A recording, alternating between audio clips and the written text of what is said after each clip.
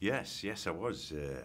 I've seen their work before in the Matrix and Cloud Atlas and stuff, and I was just kind of fascinated, and I was just hoping I was going to be involved, and I got the script and kind of read that, and it was quite a complex read. It was quite dense, piece of work, and I was just very excited to be working with them, and that proved to be the case. It was just fascinating to watching them work and trying to carry through this vision that they'd got in their heads and how they were going to get it on film. That's what kind of intrigued me when I read it. I thought, well, how does someone get all this onto a big screen? And I guess we didn't see a great deal of how that happened because that was all in the editing room, the special effects, but it just kind of combined so well and kind of seamless.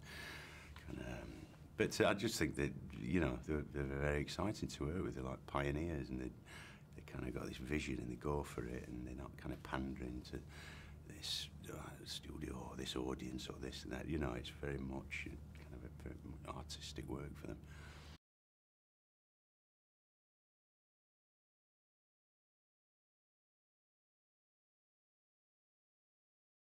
He's a kind of veteran, I suppose, of this. He was in a company called Legion, and he was very good at his job, and became friends with Kane, Channing's character, and they became very good friends because they were very good soldiers. But then, because of indiscretion by Kane, my character, who's like half man and half bee, he had his wings removed, and which was a kind of punishment for kind of putting his allegiance with Kane. So I was sent off. Stinger is sent off to a remote part of the country in an outpost, and he's just surrounded by bees. He lives with his daughter, and that kind of seems to be the end of his career and the end of his kind of life in a way. Apart from his daughter, he's not got much else. And then Kane just kind of knocks on the door out of the blue, and I'm not very happy about it. And we have a big brawl, a big fist fight, and we decide to be friends again.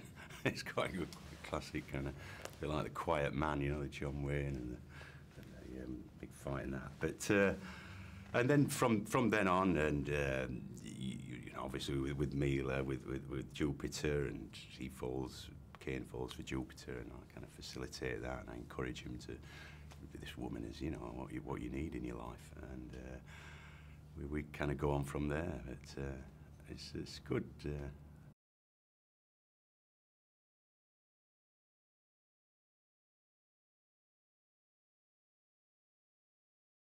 It was good. We kind of met up and we got on with the scenes. We didn't kind of rehearse a lot because of the nature of what it was. There wasn't a lot to rehearse. There was so much going off around us that, but there were some good scenes. I had a good scene with Mila, in my house with all the bees around us, and the scenes with Channing, I really enjoyed. It's a good, like, very natural and very kind of, you get a good repartee. I had a good repartee with him, and it was good fun working with him. Yeah.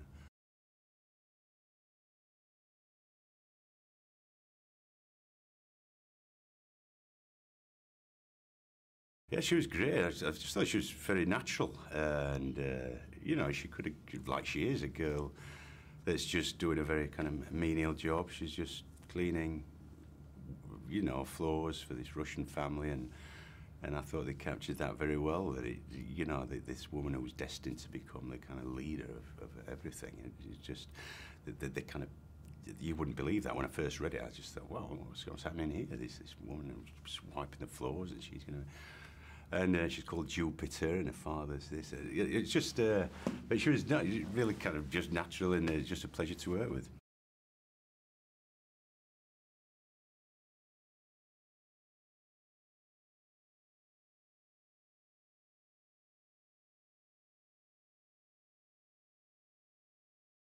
I kind of think that may be the case.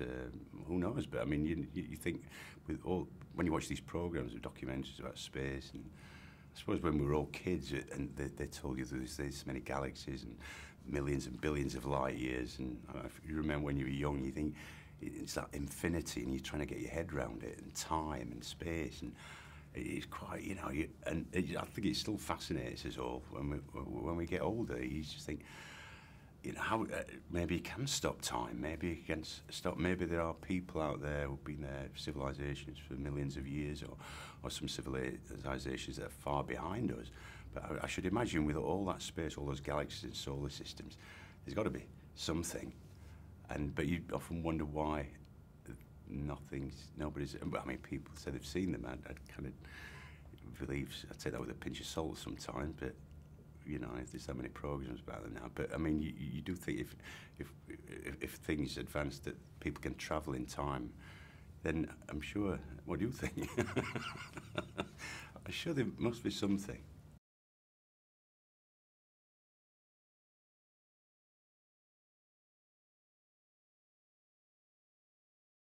Yes, yes, it was good. We had a good fight with a good fight with Channing at the beginning. And that was good fun, and the stuff at the end where we're in the kind of fighter capsules. You know, that was good. That was all shot in the studio, and we were just pretending to look here and there, and it's kind of very basic. But when you see it on film, it looks kind of very heroic. You know, flying through space with these controls and guns, and.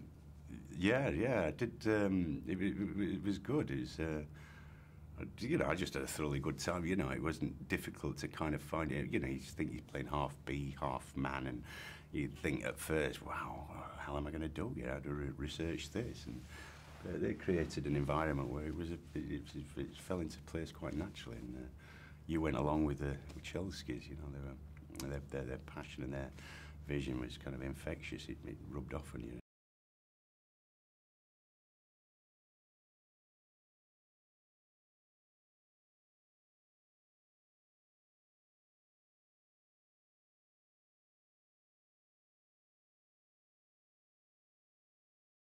I find it okay, really. We did it a lot in Lord of the Rings. I suppose that's the first time I did it, that, you know, on that scale.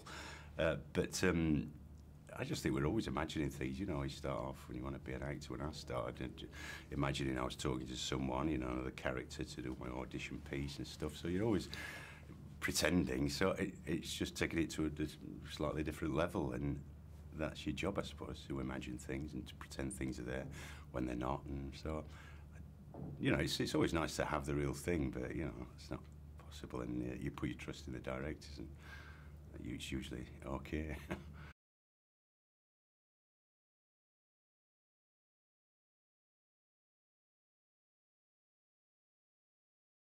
Yes, it is. And it deals with, like, the various powers, you know, the superpowers of this universe that they inhabit, and how that is used sometimes for good things, but, you know, it's quite sinister and quite scary, you know, that people should be diverting all their energy towards power and attaining material goods, whether they're planets or what. But, you know, that supreme power is, you know, is that what you aspire to? I don't know. I think the thing that does carry it through is the kind of goodness and the love that especially Jupiter and Cain have for each other, and that kind of, you know, that quality that it kind of says, well, this will be anything, you know, this will carry you through anything, and that kind of proves to be the case.